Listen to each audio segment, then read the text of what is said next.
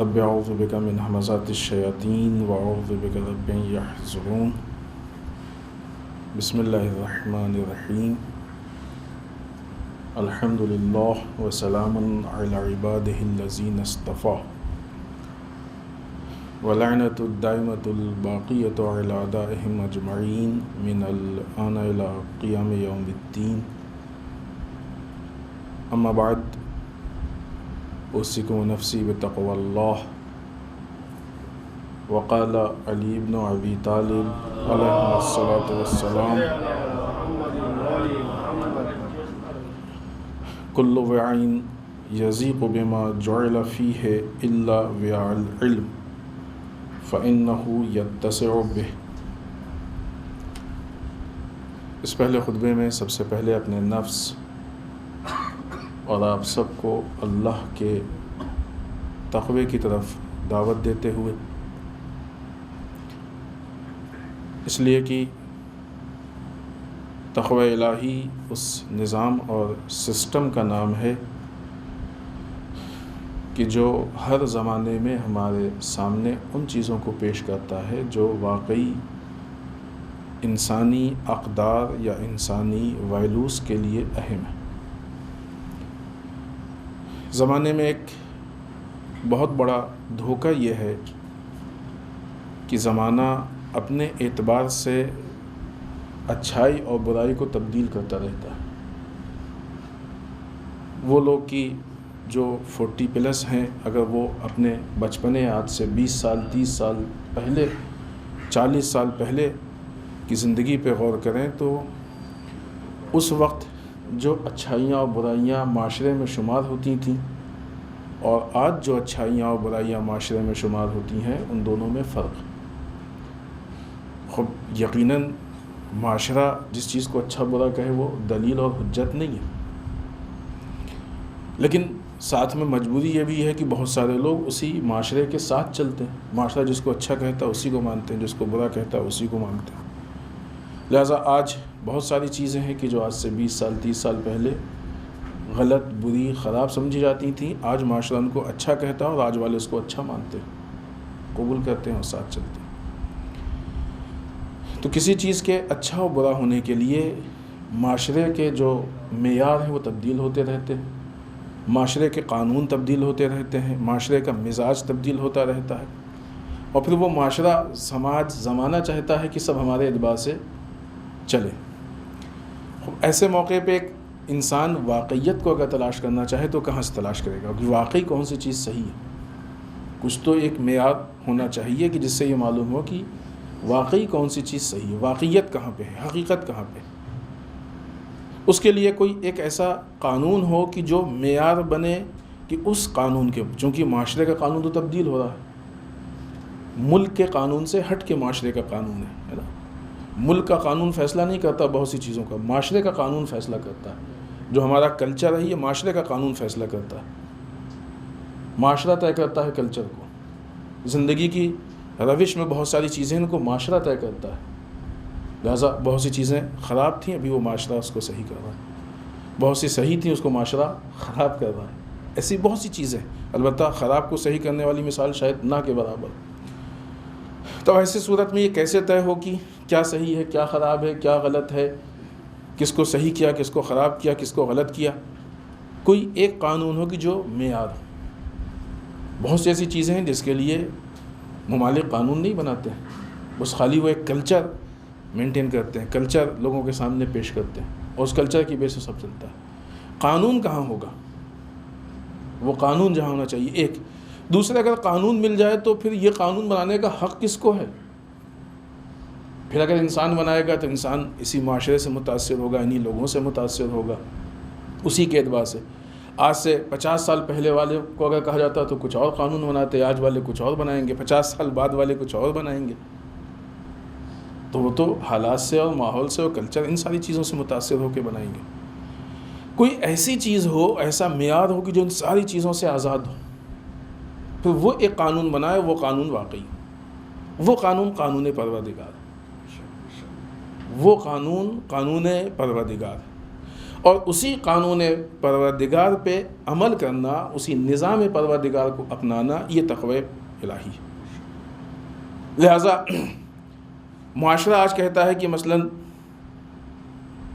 ہم بار بار مثالیں سامنے آ رہی لیکن ہم نہیں دینا چاہتے ہیں کیونکہ غلط چیزوں پہ ہم چاہتے ہیں کہ جو چیزیں آج غلط جن کو معاشرہ رائج کر رہا ہے، معاشرہ کہتا ہے کہ اگر یہ آپ کیجئے گا تو بہت اچھے ہیں، بہت بڑے ہیں. جبکہ حقیقت حال یہ، اس کا واقعی اثر کیا ہے؟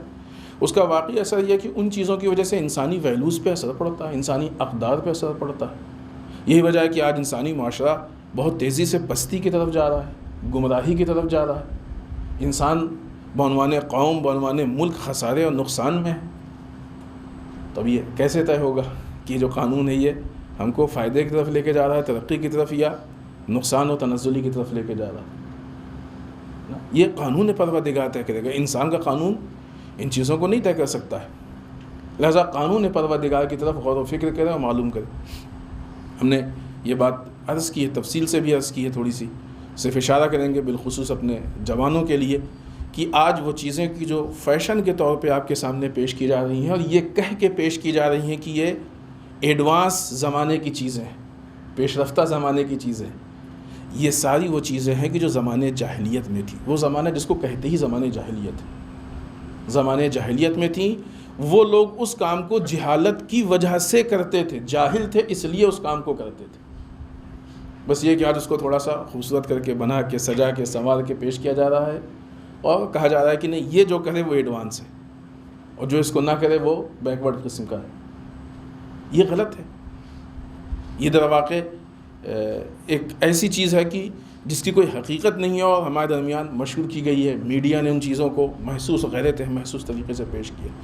ایک دوسری چیز کہ جب انسان ایسے قانون پہ عمل کرے گا یا دنیا کے اس کلچر کے مقابلے میں جائے گا تو بعض اوقات انسان اپنے کو کم محسوس کرتا ہے کہ سب تو مثلاً یہ کہہ رہے ہیں، ہم ان سے ہٹ کے کیسے؟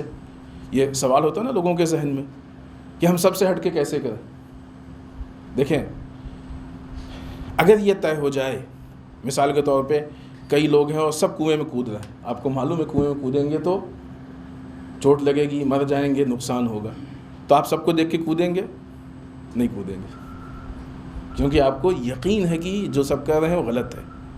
100 میں سے 99 اس کام کو کر لیں لیکن آپ اکیلے نہیں کریں گے، اس لیے کہ یقین ہے. تقوی پروردگار ہم کو یقین دلاتا ہے. جب انسان کنفیوز ہوتا ہے کہ جو ہم کر رہے ہیں صحیح ہے کہ غلط ہے، صحیح کی غلط ہے، قانون پروردگار پہ جب انسان عمل کرے گا تو اس کو یقین ہوگا کہ اللہ کا بنایا ہوا قانون غلط نہیں ہو سکتا ہے. باقی جو جا رہے ہیں وہ ٹھیک ہے کہ ابھی وقتی طور پر ان کو فائدے اور نقصان کا احساس نہیں ہے، علم نہیں ہے، لیکن حقیقت حال یہ ہے کہ یہ جو جا رہے ہیں نقصان کی طرف جا رہے ہیں. لہذا تقوی پروردگار یہ جو معاشرہ قانون بنا رہا ہے، ماحول بنا رہا ہے، کلچر بنا رہا ہے، اس سے لڑنے کے لیے 2 اعتبار سے مفید ہے. ایک یہ کہ ہم کو دنیا کے سارے باطل اور جھوٹے اور غلط قانون کے مقابلے میں ایک صحیح قانون ملنا چاہیے کہ جو انسانی ویلیوز کو آگے بڑھائے. ایک دوسرے، ایسا یقین ہمارے پاس ہونا چاہیے کہ جس یقین کی بنیاد پہ ہمارے اندر یہ ہمت، یہ شجاعت پیدا ہو کہ ہم زمانے کے مقابلے میں الگ سے چل سکیں. اگر زمانے کے مقابلے میں ہم کو سب سے الگ بھی چلنا پڑے تب بھی ہم مطمئن ہوں کہ یہ نقصان کی طرف جا رہے ہیں اور ہم اپنے آپ کو اس نقصان سے حد اقل بچائے ہوئے ہیں یا فائدے کی طرف جا رہے ہیں. آئیے اس کے بعد امیر المومنین مولا متقیان حضرت علی بن ابی طالب علیہ الصلوۃ والسلام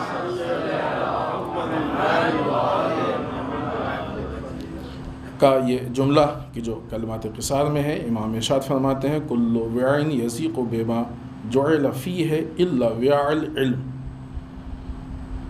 کوئی بھی برتن کو ذہن میں رکھیں، کسی بھی برتن میں آپ سامان ڈالیں گے تو جتنا آپ سامان ڈالتے جائیں گے اتنا اس کی جگہ کم ہوتی جائے گی، اور ایک وقت وہ آئے گا کہ وہ جگہ اس کی بھر جائے گی، ہو جائے گی، ختم ہو جائے گی جگہ اس میں. لیکن الا وعاء العلم، سوائے علم کے برتن کے، علم کے ظرف کے. فإنه يتسع به، کہ جتنا انسان اس میں علم ڈالتا ہے اتنا وہ وسیع ہوتا جاتا ہے. جتنا اس میں علم ڈالا جائے گا، جتنا انسان علم حاصل کرے گا، اتنا وہ برتن وسیع، اس میں وسعت ہوتی جاتی ہے. ایسا کوئی برتن اگر دکھائی دے کہ آپ نے تھوڑا سامان ڈالا تو بڑا ہو گیا، پھر اور سامان ڈالا تو اور بڑا ہو گیا، یہ وہ برتن ہے کہ جس میں انسان علم محفوظ کرتا ہے. یہ مولا کائنات کا جملہ ہے کہ جس میں مولا کائنات علم کے پیمانے کی وسعت، علم کی اہمیت، علم کے متعلق جو اس کی عظمت ہے، ان چیزوں کے متعلق اشارہ کر رہے ہیں. امام نے در واقع یہاں پہ دوسری جتنی چیزیں ہیں، یعنی یوں کہا جائے کہ مادی چیزیں ہیں، اس کی محدودیت اور علم کی وسعت پہ گفتگو کی ہے کہ علم در واقع آہستہ آہستہ کا انسان جتنا حاصل کرے گا اتنا انسان کے اندر وسعت پیدا ہوگی اور بڑھتا جائے گا. دیکھیں وہ چیزیں کہ جو انسان کے روح سے متعلق ہیں، فکر، علم، تقوی، قوت عقل، یہ ساری چیزیں یہ دوسری چیزوں سے الگ ہیں. ان کا تعلق انسان کے علم سے. جتنا انسان کے اندر علم بڑھتا جائے گا اتنا انسان کی فکر بلند ہوتی جائے گی، سوچنے کی طاقت اچھی ہوتی جائے گی، بڑھتی جائے گی. ایک فرق ہے پھر بھی جسمانی اعتبار سے کہ باڈی میں وہ چیز جن کا تعلق، وہ پارٹس، وہ بدن کے اعضاء کی جن کا تعلق مادیات سے ہوتا ہے، اس میں اور عقل میں فرق ہے. کیا فرق ہے؟ انسان کسی منظر کو دیکھتا ہے، کسی بھی سین کو، کسی بھی جگہ کو، کسی حالات کو ایک بار دیکھا، 2 بار دیکھا، 10 بار دیکھا، بار بار دیکھتے دیکھتے اس کی آنکھیں تھک جاتی ہیں، چاہتا ہے کچھ چینج ہو، کہ نہیں؟ ایک ہی چیز کو، سیم چیز کو بار بار سنتا ہے، سنتے سنتے کہتا اب تھک گئے، سنتے سنتے کچھ چینج چاہیے. ایک ہی چیز کو انسان بار بار بولے گا تو بولتے بولتے ایک تھکان، کتنا اسی بات کو اس کو کچھ چینج چاہیے. لیکن جب علم کی بات آتی ہے تو انسان جتنا اس علم میں گہرائی میں جاتا ہے، غور و فکر جاتا ہے، اتنا اس کے سامنے نئی نئی چیزیں آتی ہیں. اور جب نئی نئی چیزیں آتی ہیں تو بجائے اس کے کہ تھکے وہ، اس کے اندر ایک خوشی پیدا ہوتی ہے، نشاط، روحی نشاط، خوشی. اور یہ جو خوشی ہوتی ہے، یہ خوشی انسان کو نہ یہ کہ تھکنے نہیں دیتی ہے بلکہ اس کو اور چارج کرتی ہے، اور انسان چارج ہوتا ہے، اس کے اندر ایک معنوی طاقت پیدا ہوتی ہے، معنوی قوت پیدا ہوتی ہے. لہذا جب انسان، اسی لیے غور و فکر کے لیے دعوت دی گئی ہے، حکم دیا گیا، قرآن مجید نے بہت تاکید کی ہے فکر کے لیے کہ فکر کرو، ہے نا. اب اگر آپ ظاہری اعتبار سے دیکھیں، اسی لیے قرآن آج 1400 سال ہو گئے پرانا نہیں ہوا، ایک ہی قرآن ہے، وہی 30 پارے، وہی 114 سورے. پرانا ہوا ہے؟ نہیں ہوا ہے. کیوں نہیں ہوا ہے؟ اس لیے کہ جتنی آپ اس کے اندر فکر کریں گے علمی گتھیاں کھلیں گی، جتنا آپ گہرائی میں جائیں گے علمی چیزیں معلوم ہوں گی. یوں ہی پڑھیں گے تو سامنے ایک مفہوم ہے جو سطحی مفہوم ہے، لیکن گہرائی میں جائیں گے تو نئی نئی چیزیں سامنے آتی جائیں گی، فکر کریں گے نئی نئی چیزیں سامنے آتی جائیں گی. لہٰذا علم، جتنا انسان علم کے میدان میں آگے بڑھتا ہے اتنا اس کی گتھیاں سلجھتی ہیں، اتنا اس کے اندر خوشی، نشاط، یہ ساری چیزیں پیدا ہوتی ہیں اور انسان ترقی کی طرف جاتا ہے. لہٰذا اسی لیے علم کے متعلق بہت زیادہ روایات ہیں. ہماری جو روایتوں کی اہم مدبر کتابیں ہیں ان میں اس سے متعلق پورا چیپٹر ہے. البتہ علم کو عقل کے ساتھ جوڑ کے دیکھا گیا ہے، وہ ایک الگ ٹاپک ہے کہ ابھی ہم یہاں پہ اس پہ بات نہیں کر رہے ہیں. لیکن ہاں اتنا اشارہ ضرور کہ جتنا انسان کے اندر علم بڑھتا ہے اتنا عقل بڑھتی ہے، یا عقل کے بڑھنے کے چانسز ہوتے ہیں، کیونکہ بعض اوقات وہ علم کے حاصل کرنے میں جو طریقے ہوتے ہیں، جو چیزیں ہوتی ہیں، اس میں فرق ہوتا ہے. در واقع اس عقل کو کا ہی دوسرا نام جو ہے وہ علم رکھا گیا ہے کہ جتنا انسان کے اندر، لیکن وہ بہرحال ایک الگ موضوع ہے جو ہماری اس گفتگو سے متعلق نہیں ہے. رسول اللہ صلی اللہ علیہ وآلہ وسلم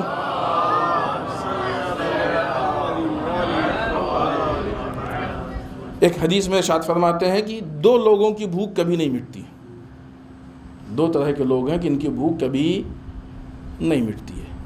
ایک طالب علم، اسٹوڈنٹ، اس کی بھوک کون سی بھوک؟ کھانے کی بھوک نہیں، پڑھنے کی بھوک. طالب علم علم کا بھوکا ہوتا ہے. العلم فی الجوع، علم بھوک میں، یعنی انسان اس علم کا بھوکا ہو جائے. دو لوگوں کی بھوک کبھی نہیں مٹتی ہے، ایک اسٹوڈنٹ کی، طالب علم کی، جو علم چاہتا، وہ جتنا پڑھتا جائے گا اتنا اور آگے بڑھتا ہے، اتنا اس کو اور چاہیے ہوتا ہے. پڑھے، البتہ واقعی پڑھے.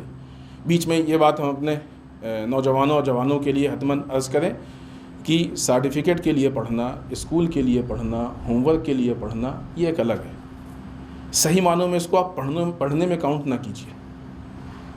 جہاں پہ کوئی چیز آپ کو مجبور کرے پڑھنے کے لیے، کتاب اٹھانے کے لیے، وہ طالب علم ہی نہیں ہے، وہ حصول علم کا حاصل کرنا نہیں. علم کا حاصل کرنا تب ہے کہ جب ان ساری چیزوں سے آپ آزاد ہوں، کوئی مجبوری نہ ہو آپ کے لیے، ہوم ورک نہ ہو، آپ کا ایگزام نہ ہو، کلاس والی مشکلات نہ ہو، خود آپ کا دل چاہے اور آپ ایک کتاب کو اٹھا کے، ضروری نہیں کہ آپ قرآن پڑھیں، قرآن بھی پڑھیں البتہ اس حساب سے ضروری ہے پڑھنے کے لیے، لیکن ہمیشہ نہیں ہے کہ آپ صرف قرآن ہی پڑھتے رہیں. نہیں، آپ جائیں اپنی سائنس کی کتاب کو اٹھا کے پڑھیں، میتھ کے سوال اٹھا کے سالو کریں، خود سے، اپنے شوق سے. اس وادی میں جب آپ قدم رکھیں گے تو در واقع اب آپ نے صحیح معنوں میں علم کا حاصل کرنا شروع کیا. یہ جو آپ کا علم ہے یہ سرٹیفکیٹ سے آزاد ہے، آزاد علم ہے. یہ اسٹوڈنٹ، وہ جو آپ کے اسکول کے تقاضے ہیں ان سے آزاد ہے. ایجوکیشن کی طرف جائیں، علم کی طرف جائیں، علم حاصل کریں. علم کا حاصل کرنا مجبوری نہیں ہے. العلم فی الجوع، علم بھوک میں، علم کے بھوکے بنے، اس وقت علم حاصل ہوگا، پھر آپ اہل علم ہوں گے. لہٰذا دو طرح کے لوگ ہیں جن کی بھوک کبھی مٹتی نہیں ہے.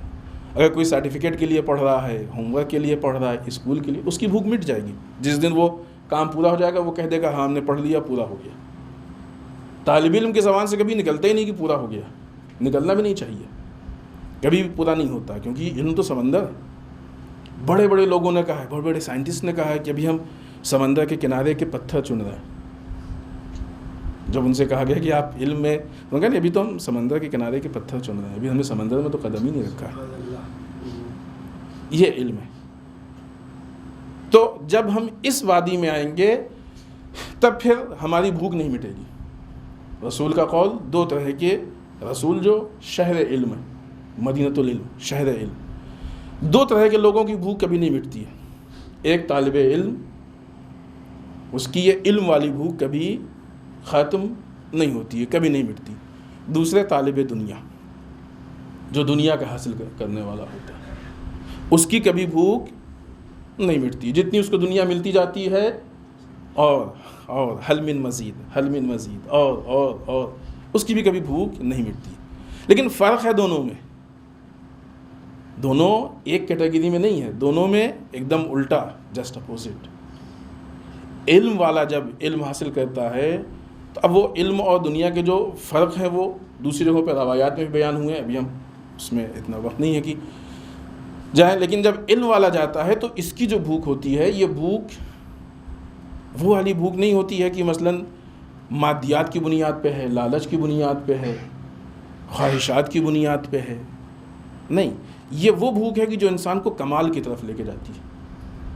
اور جب انسان کمال کی طرف جاتا ہے تو اس کو لگتا ہے کہ یہ تو اور آگے بہت بڑی، یعنی علم کا مسئلہ یہ ہے کہ جب انسان تھوڑا سا پڑھتا ہے تو جتنا اس کے پاس علم حاصل ہوتا ہے، اسی کے ساتھ ساتھ اس کو یہ معلوم ہوتا ہے کہ ہم کتنے کے جاہل. تو جتنا اس کے پیٹ میں گیا اس سے زیادہ اس کو بھوک لگی. تو بھوک مٹ سکتی ہے؟ نہیں مٹ سکتی ہے، ممکن ہی نہیں کہ بھوک مٹ جائے. لہٰذا یہ کمال والا ہے. طالب دنیا والی مثال وہ ہے کہ ایک پیاسے کو آپ نمک کا پانی پلائیے، جتنا پیے گا اس کی پیاس اور بڑھے گی. وہ خواہشات کی بنیاد پہ، ضروریات کی، علم کی بھوک ضروریات کی بنیاد پہ، طالب دنیا کی بھوک خواہشات کی بنیاد پہ. یہ خواہشات کبھی پوری نہیں ہوتی. کس کی پوری ہوئی ہے خواہشات؟ ہاں، یہ اور بات ہے کہ جنہوں نے ان چیزوں پہ عمل کیا ہے ان کی مثالیں آج زمانے میں موجود ہیں کہ پوری زندگی ان کی بھوک نہیں پوری ہوئی، پیٹ نہیں بھرا ان کا، اور جب مرے تو ان کا کیا حشر ہوا. ظاہر سی بات ہے کہ دنیا کبھی بھی علم والا اپنے علم یا اس کے اثرات کو لے کے جاتا ہے اور چھوڑ کے بھی جاتا ہے. لیکن مال والا، دنیا والا، اگر اس کو علم سے، دین سے آخرت سے جدا کر لے تو لے کے بھی نہیں جا سکتا اس کو، نہ اس کے اثرات کو لے کے جاتا ہے۔ لہٰذا یہ رسول کا قول ہے کہ دو طرح کے لوگ ہیں۔ اس کے علاوہ بہت ساری حدیثیں ہیں کہ جو علم سے متعلق ہیں۔ علم حاصل کرنے کے لیے انسان کو کتنا ہی طولانی سفر کیوں نہ کرنا پڑے، علم کے متعلق بہت ساری چیزیں ہیں۔ ایک حدیث صادق آل محمد امام جعفر صادق علیہ السلام کی، امام فرماتے ہیں کہ علم کو حاصل کرو، ولو یہ کہ علم کو حاصل کرنے کے لیے تمہیں دریاؤں کی گہرائی میں کیوں نہ جانا پڑے، تمہیں اپنے خون کو کیوں نہ فدا کرنا پڑے، علم کو حاصل کرو۔ ایک روایت ہے کہ جو مولا کائنات سے اور دوسرے معصومین یا ائمہ سے منسوب ہے، جس میں ارشاد ہوتا ہے کہ علم یا حکمت، الحکمت و ضالۃ المومن، حکمت مومن کی کھوئی ہوئی چیز ہے۔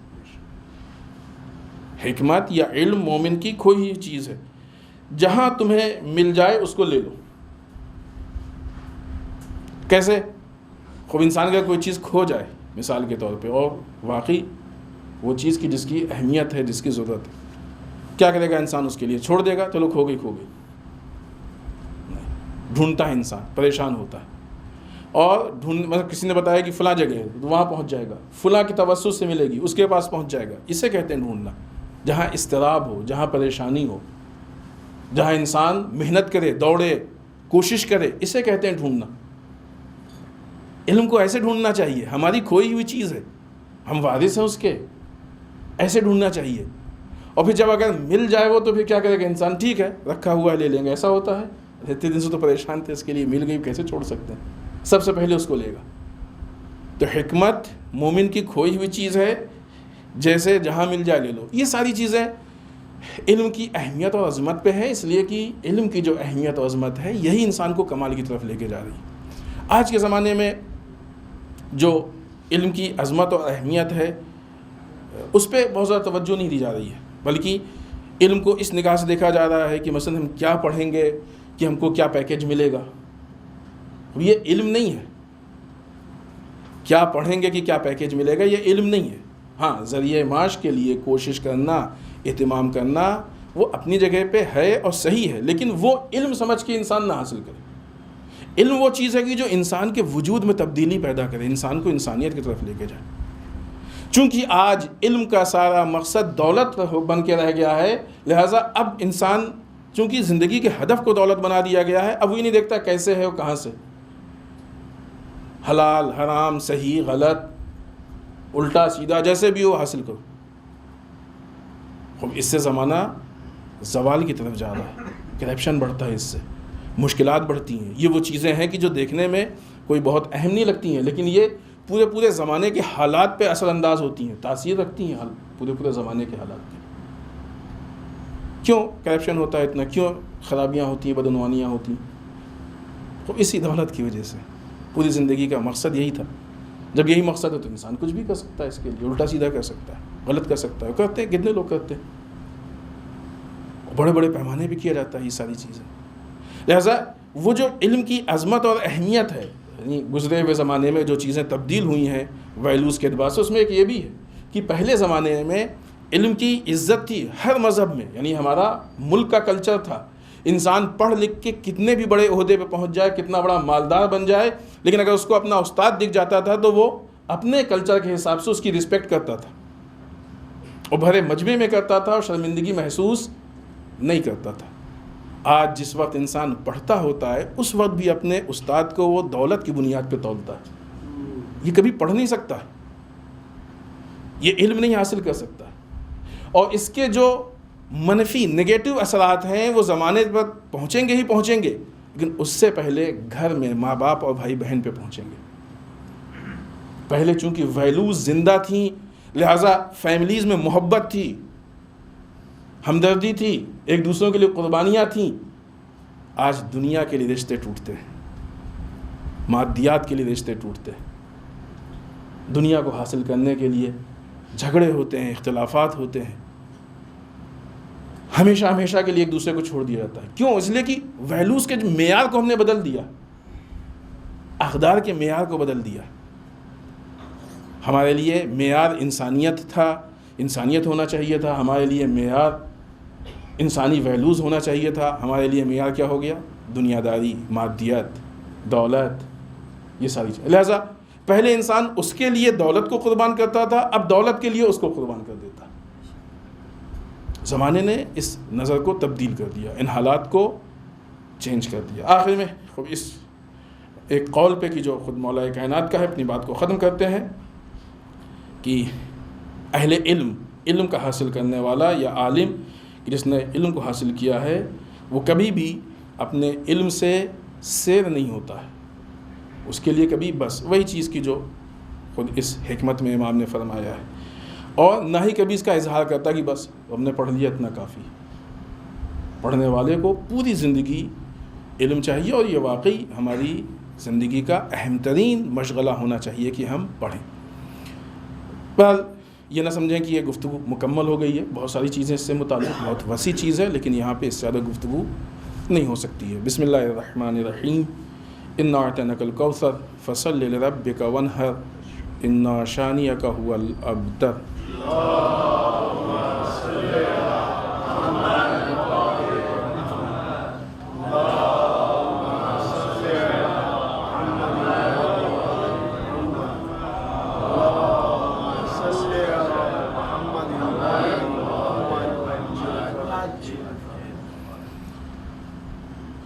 رب اعوذ بک من همزات الشیاطین واعوذ بک رب یحضرون۔ بسم اللہ الرحمن الرحیم،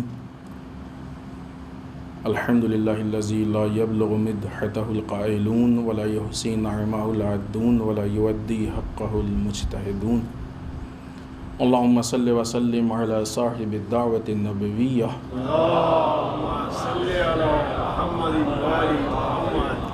وصولۃ الحیدریہ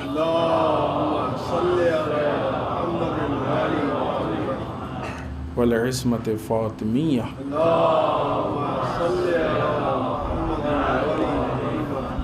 والحلم الحسنیہ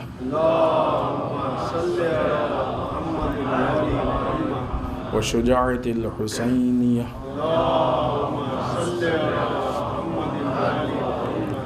والعبادۃ السجادیہ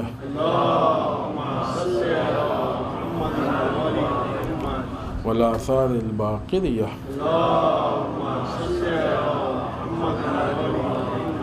والماثر الجعفریہ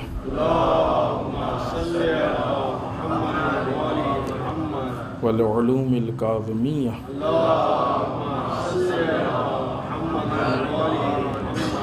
والرضاء الرضویہ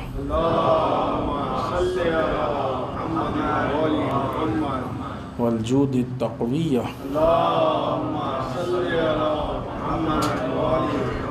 والنقاوة النقویہ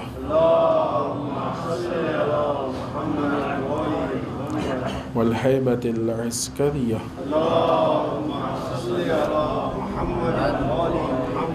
والغیبۃ الہیہ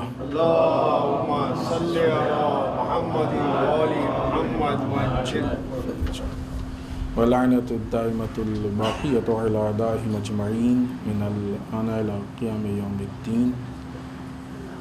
اما بعد، اس دوسرے خطبے میں ایک بار پھر اپنے نفس اور آپ سب کو اللہ کے تقوی کی تاکید کرتے ہوئے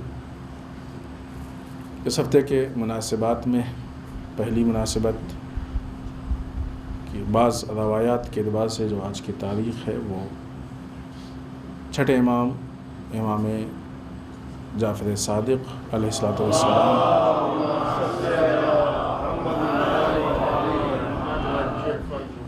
کی شہادت کی تاریخ ہے۔ امام کی اقوال سے ایک بات عرض کریں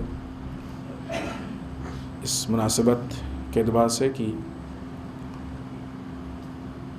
امام نے فرمایا ہے کہ جو لوگ اپنے زمانے کے حالات کو جانتے ہیں، اس سے آگاہ ہو سکتے ہیں، شک و شبہ، خرابیاں ان کے اوپر تہجم یا ان کے اوپر حملہ نہیں کر سکتی۔ یہ روایات کی کتابوں میں امام کا قول ہے اور علماء کے درمیان مشہور ہے، جس کی بنیاد پہ امام یہ چاہتے ہیں کہ ہم یوں کہا جائے کہ علم کا مطلب یا جاننے کا مطلب صرف یہ نہیں ہے کہ ہم ان چیزوں کو پڑھیں کہ جو مثلاً ایک کتاب میں خاص انداز میں موجود ہے اور اتنا اس میں بزی ہو جائیں کہ ہم کو اپنے آس پاس کی خبر بھی نہ ہو کیا ہو رہا ہے دنیا میں، کیسا بے خبر انسان. ایسے لوگوں کے امام پسند نہیں کرتے. لہذا اگر ائمہ کی سیرت کو اٹھا کے دیکھیں تو ہمیشہ ائمہ عالم اسلام، حتیٰ عالم اسلام کے باہر کی بھی خبر رکھتے تھے اس زمانے میں، جبکہ یہ کمیونیکیشن کے وسائل نہیں تھے. جتنی بھی چیزیں آپ تصور کر سکتے ہیں، نیوز پیپر نہیں تھا، ابھی جو آج کے زمانے کے حالات ہیں، فون اور چینلز، یہ ساری چیزیں نہیں، نیوز پیپر نہیں، حتیٰ ریڈیو نہیں، صرف افراد آتے جاتے تھے، ان کے ذریعے سے کمیونیکیشن ہوتا تھا. مخصوص افراد ہوتے تھے اس کے لیے، یا وہ مسافر ہوتے تھے، تاجر ہوتے تھے. لیکن اس زمانے میں بھی امام خبر رکھتے تھے، بعض اوقات اپنے افراد کو بھیج کے معلوم کرتے تھے کہ حالات کیا. یہ اتنا اہم ہے امام کے لیے.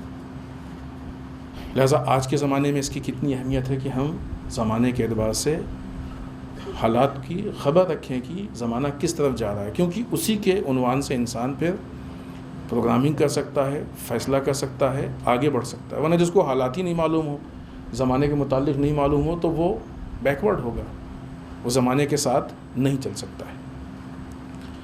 دوسری مناسبت جس کا تعلق اس ہفتے سے ہے وہ یہ کہ آنے والی پہلی تاریخ معصومہ قم جناب فاطمہ سلام اللہ علیہا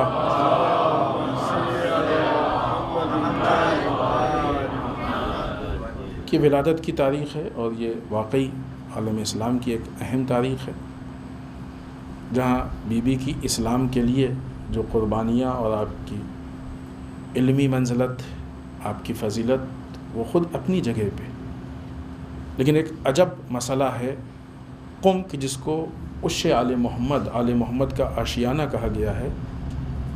آج وہ قم پوری دنیا میں علم و فکر و شعور و بصیرت کے لیے مرکز بنا ہوا ہے، سینٹر بنا ہوا ہے.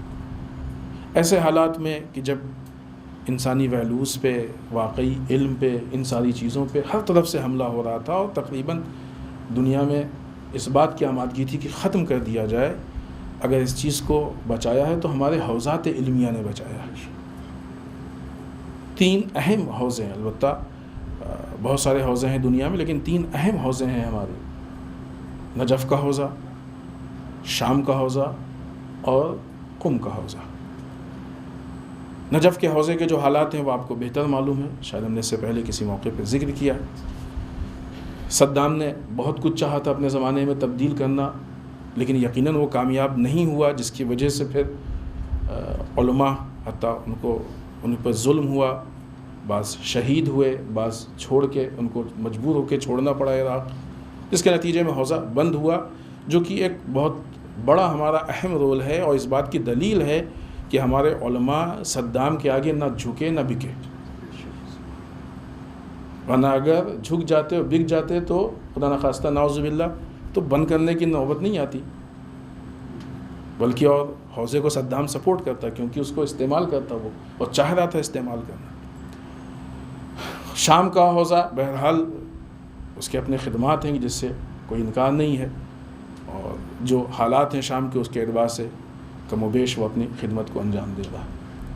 لیکن اسلامی انقلاب کے بعد جو قم کے حوزے نے ایک رول پیش کیا ہے ہمارے سامنے، ایک اپنا کردار پیش کیا ہے، کہ جہاں سے علم و فکر و پورے زمانے کے حالات، حتیٰ انقلاب بھی اسی حوزے سے آیا ہے. اور یہ واقعی پوری دنیا کے اوپر ایک بہت بڑا قم کا احسان ہے کہ جس نے پوری دنیا کے ماحول کو تبدیل کر دیا، چیلنج کر دیا. باطل ماحول، باطل کلچر، باطل پولیٹکس، باطل نظام، باطل سسٹم، چیلنج کیا اس کو قم نے. جائیے کہ زیارت کے لیے جاتے ہیں آپ لوگ، دیکھیے وہی حوزہ، اور آج تو قم بہت بڑا بن گیا ہے شہر. اس وقت کا قم جو ایک چھوٹا سا شہر بھی اس کو شاید نہ کہا جا سکے، اس چھوٹے سے قم میں، اس چھوٹے سے قم نے بڑے بڑے شہروں کو چیلنج کیا جو دنیا کے مانے ہوئے شہر تھے. یہ اس بات کی دلیل ہے کہ اگر انسان کے پاس علم و بصیرت ہو تو یہ چیز میٹر نہیں کرتی ہے کہ آپ کس شہر میں رہتے ہیں، کہاں رہتے ہیں، کس جگہ رہتے ہیں، کیسے گھر میں رہتے ہیں، ایسی کوئی چیز میٹر نہیں کرتی۔ امام خمینی کے گھر کو جا کے دیکھیں، امام خمینی کی جب زیارت کے لیے جائیں تو ان چیزوں کو بھی دیکھیں، اس سے بہت کچھ معلوم ہوتا ہے۔ امام خمینی کے گھر کو جا کے دیکھیں جہاں امام خمینی بیٹھ کے سارے فیصلے لیتے تھے، وہ حسینیہ جس میں امام کی، وہ جا کے دیکھیں، آج بھی محفوظ ہے، اور پھر ان ویڈیوز کو دیکھیں کہ جس میں امام خمینی کی تقریریں ہیں۔ اسی حسینیہ میں بیٹھ کے امام خمینی نے اتنے بڑے بڑے حکم دیے ہیں اور تقریریں کی ہیں جس سے دنیا لرزتی ہے، جس کے امام کے لیے کہا گیا نا کہ جب ان کے ہونٹ ہلتے دنیا ہلتی تھی۔ کہاں سے ہوا یہ سب؟ اسی حوضہ علمیہ قم سے ہوا ہے۔ لہٰذا جب قم نے علم و فکر و بصیرت دی تو معاشرے میں تبدیلی پیدا ہوئی اور انقلاب آیا۔ ابھی ہمیں اس انقلاب پہ بھی بات نہیں کرنی ہے کیونکہ وہ ایک الگ موضوع ہے۔ لہٰذا معصومہ قم جس مرکز سے آپ کا تعلق ہے وہ مرکز پوری دنیا میں پھیلا ہوا ہے، اور اسی میں ایک بہت اہم چیز ہے کہ جو پہلی تاریخ سے اور امام رضا علیہ السلام کی ولادت کی جو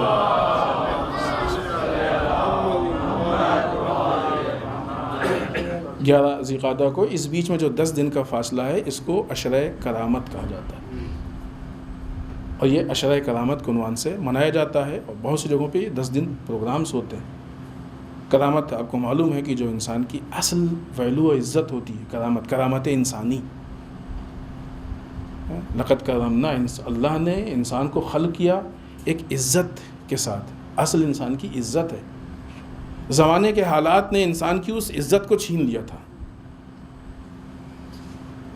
لیکن اگر ہم اہل بیت سے وابستہ ہو جائیں گے تو ہماری عزت ہم کو واپس مل جائے گی۔ یہ جو عشرہ کرامت ہے کہ جس میں بھائی بہن کی سیرت اور بالخصوص ان سے متعلق جو علاقے ہیں، اگر وہاں سے ہم وابستہ ہوں تو واقعی اس سیرت میں ہم کو وہ کرامت انسانی، کرامت انسان کی معنوی کرامت، وہ چیزیں ہم کو ملیں گی۔ لہٰذا یہ عشرہ کرامت کے عنوان سے ہمارے درمیان اہم ہے۔ 2-3 چیزیں جو موجودہ حالات میں ہیں۔ اسرائیل سے متعلق خبر ہے کہ وہ وہاں پہ ظاہر ہے کہ ہمیشہ اس کا ظلم کا سلسلہ رہا ہے، لیکن ابھی نسبتاً پھر تھوڑا سا زیادہ ہے۔ بعض بے گناہوں کو شہید کیا ہے، بعض کو اریسٹ کیا ہے۔ اسرائیل کی یہ حرکتیں یقیناً ظلم ہے، اور ظاہر بات ہے کہ ہر ظلم چاہے جس پیمانے پہ ہو، ان لوگوں کو ایسا لگتا ہے نا ظلم بڑا ہو جائے تو پھر ہم کہتے ہیں ناقابل برداشت۔ اسلام کی نگاہ میں کوئی بھی ظلم ہو ناقابل برداشت، ذرا سا بھی کوئی ظلم ہو، چھوٹا سے چھوٹا ظلم ہو ناقابل برداشت۔ بعنوان ظلم اسرائیل کی حرکتیں ناقابل برداشت ہیں، اس کی مذمت ہے، ساری چیزیں اپنی جگہ پہ، لیکن یہ جو اسرائیل کی حرکتیں ہیں، یہ حرکتیں اس کو دن بدن زوال کی طرف لے کے جا رہی ہیں۔ جب کسی بھی، چاہے وہ انسان ہو چاہے وہ حکومت ہو، اس کو اپنی طاقت پہ گھمنڈ و غرور ہو کہ وہ ظلم کرنے لگے تو وہ انسان در واقع خود اپنا دشمن ہوتا ہے، تو اس کو کسی دشمن کی ضرورت نہیں ہے، پھر وہ خود اپنا دشمن ہوتا ہے۔ کچھ چیزیں ہیں جس کی بنیاد پہ پھر ان قوموں کو، ان انسانوں کو دشمن کی ضرورت نہیں ہے۔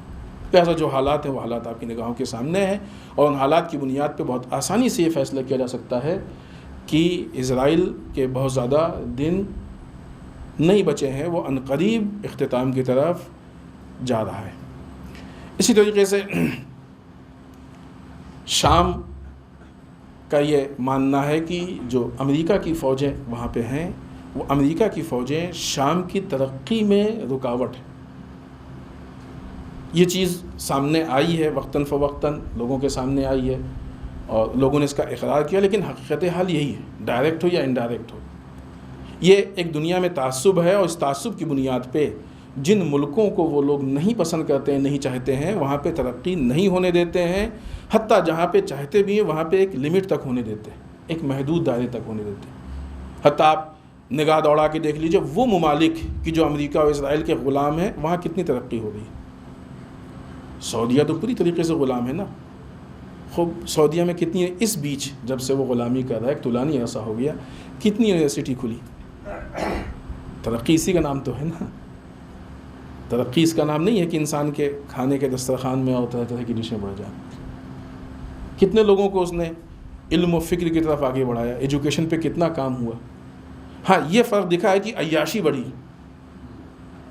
تو عیاشی بڑھنے کو ترقی کہتے ہیں یا علمی ایکٹیویٹیز کو ترقی کہتے ہیں؟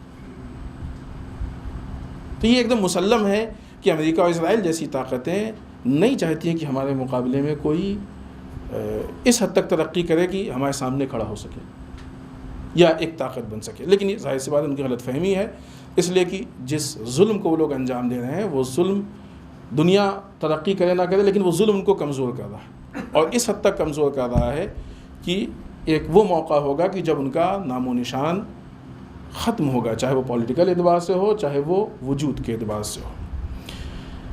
آخر میں بارگاہ پروردگار میں دعا کرتے ہیں پالنے والے ہم سب کو اعمال صالحہ کی توفیق عنایت فرمائے، بار اللہ اعمال قبیحہ سے محفوظ رکھے، پالنے والے ہمارے گناہوں کو بخش دے، بار اللہ ہمارے مرحومین کو بخش دے، پالنے والے اسلام و مسلمین کے حفاظت فرمائے، بار اللہ دشمنان اسلام کو نیست و نابود کر دے، بار اللہ ہمارے علماء کا سایہ ہمارے سروں پہ باقی رکھے، بار اللہ رہبر و مراجع کو طول عمر عنایت فرمائے، بار اللہ ہمارے امام کے ظہور میں تعجیل فرمائے، ہمیں ان کے اعوان و انصار میں شریک ہونے کی توفیق عنایت فرمائے. ربنا تقبل منا انك انت السميع العليم. بسم اللہ الرحمن الرحیم. قل هو اللہ احد اللہ الصمد لم یلد ولم یولد ولم یکن له کفوا احد.